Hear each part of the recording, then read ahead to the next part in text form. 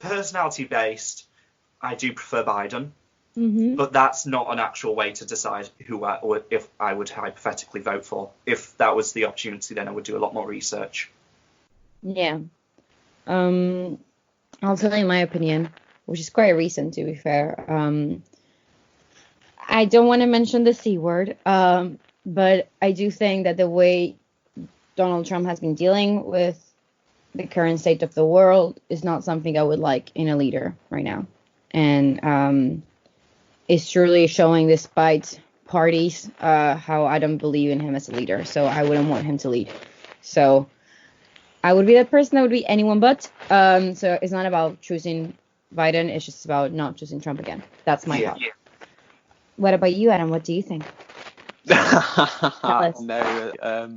I think I would, in terms of who I would like to win, I will wait and see which independent candidates arise. I wouldn't back the Libertarian Party because the candidates at the moment who are leading that are absolute nutheads. They really are. I think that chap who wears the Wellington boot on his head, that's Vermin Supreme, has actually won a few contests for the Libertarians, so he could become the person for winning third. He could get third place in the presidential election. I will wait and see if Evan McMullin decides to rerun. I doubt he will, but I think if he decided to win, then Evan McMullin should have won. Between the two of them, I mean, this is coming from someone who would have voted for Trump in 2016.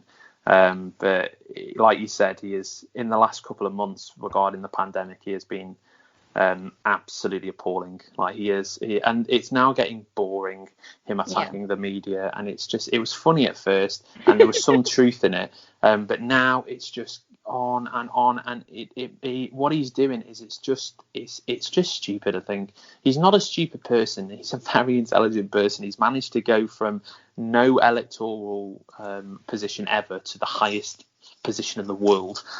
So he's done incredibly well. Yeah. But he sucks as a president, and he absolutely doesn't deserve to win again. So if it came between the two of them, then as much as I am a Republican, and I would obviously would have wanted someone like Joe Walsh probably to take the nomination. It would be hard for me to back Biden, but at the end of the day, he's the focus would be to get Trump out. So if that was, I won't endorse him. Well, I'm just an administrator at a recruitment firm, so my endorsement of a presidential candidate is it means everything. Pretty worthless. But if it came down to the two of them, then I would probably go for Joe Biden, only because I think that Trump has been an absolute disaster. Like in the last couple of years, he's done a couple of good things, but overall he's been a disaster, and his leadership is way off brand. So I hate to say it, but I would probably go with Joe Biden. Yeah, it's like, it's nice to have like someone who's at least somewhat safe and doesn't need to be like what's in the news this week complaining about. Yeah. And it's like, I'd like a bit of peace coming from that front, and it's like, maybe next time have someone who's a bit more like, maybe tries out some socialist ideas or is more libertarian, just like someone who's just 4 years of just a bit of nothing to hear from. Yeah, no, exactly. Trump he's been a disaster. So what he should have done is he should have actually I think he should have ran for mayor of New York. I think he should have ran for the position of mayor, and then from there elevated up to either the governorship or the presidency or a Senate seat. If he wanted to get involved in politics, the best position, he should have started off as mayor. But it's not about his lack of political experience. It's the lack of leadership, the qualities that he has. And it's a very attractive to many Americans, but to me, he raised taxes in America. He didn't lower taxes. People actually pay more taxes. I have to pay taxes now. When I did Camp America, Really? Yeah, I do. Oh, wow. It's just ridiculous because obviously I'm working for like 2 months.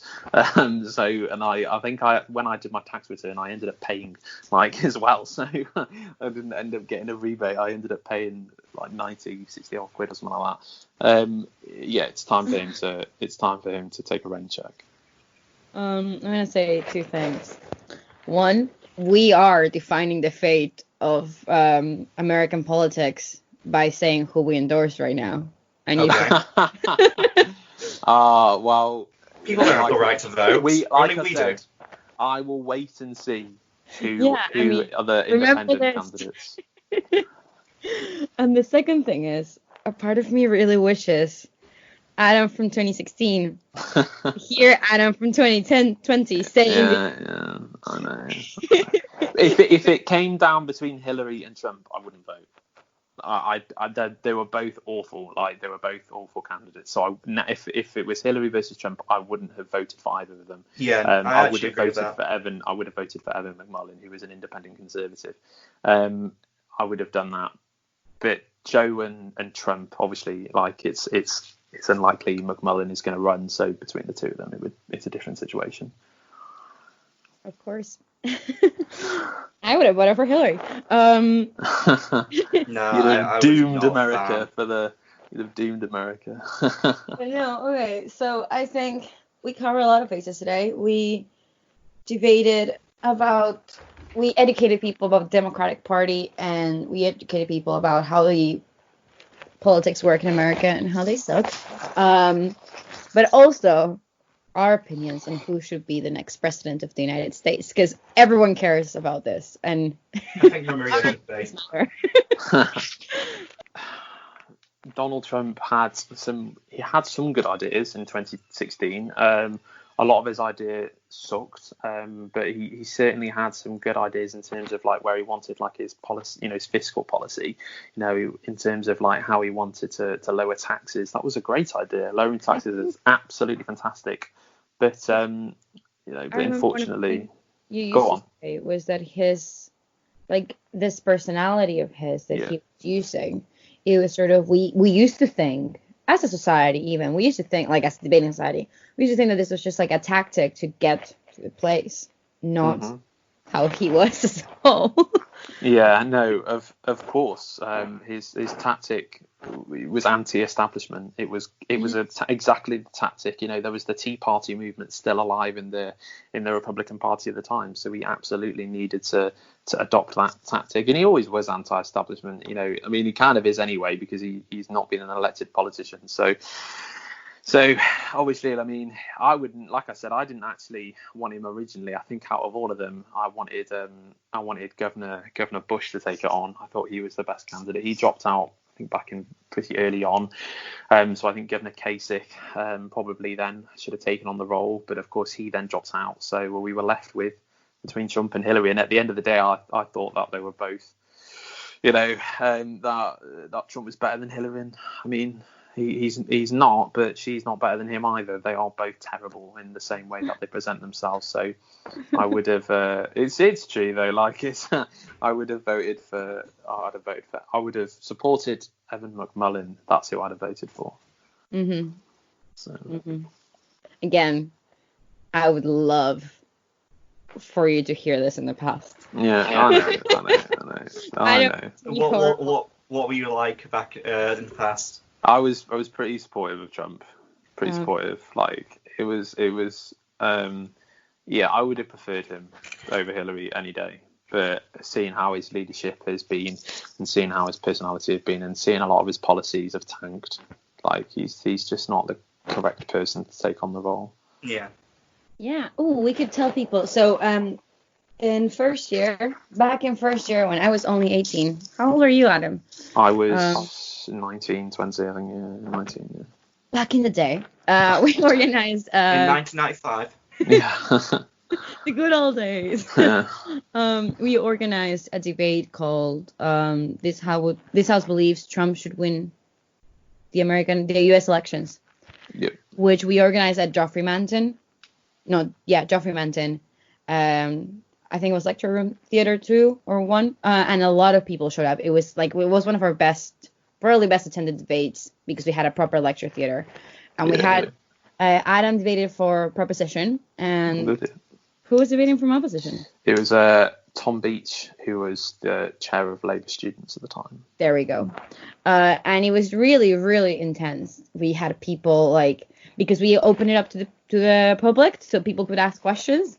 And people didn't really understand that Adam was just debating. Yeah. They got really upset with that. Yeah, somebody walked out. But to be fair, the person who walked out is actually became one of my best friends throughout the rest of university. Wow. The person who That's walked out, awesome. It is. Turn of events. It is. We love to hear it. Yeah.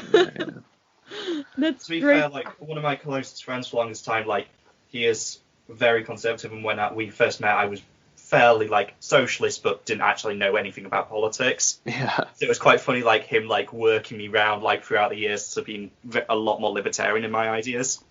And it's just like, thanks for setting me straight, but at the same time, screw you. Screw you for making me see things differently and changing my mind. How dare you? How dare you, my friend? Oh, that's great. I think that's the great thing about debating and politics. As much as it can make us be apart, it can also bring us together. And that is beautiful. Should I tear up? Should we tear? That's the new mantra. So we hope we made you think today a little bit. Not too much so. Not so much. And we hope we decided this week to not touch topics that make us sad. So we're talking about other topics. That makes us sad. Yeah. Thank you so much, Adam, nice. for joining us. That's all right. Thanks for having me on. Take care, and I'll speak. No, goodbye. No, see you later. Bye Good bye. riddance. Bye. Bye bye. Adam left. Okay, Oh, Ruben's bless. day. It makes me so happy to hear him say those things. Like, I'm not even joking. Like, you should have seen him first year. Oh no, I can imagine what he's like, and it's quite nice. He's very mature. I quite like him for that. Yeah, 100%. Well, like, there's nothing more admiring of a person that someone that changes their mind and is not afraid to stand out for it and say that. Oh, well, I changed my mind. I've seen this happen, and I don't believe in it anymore. Yeah. And there's no patronizing. He's not patronizing at all. No. Like, I was like, I don't know enough, and I don't actually believe particularly in the Democratic Party either. So it's not like I would add anything to it. You know what I mean? Well, like, yeah, it's kind of like it's nice hearing that view, because it's kind of like I can understand where he's coming from, and he articulates it very I'll well. talk with Adam. He is really good at making. Well, that's why he's great at debating. We can add this so he hears it. That's why he's great at debating, because he is good at making arguments that are strong and solid. You know, Yeah.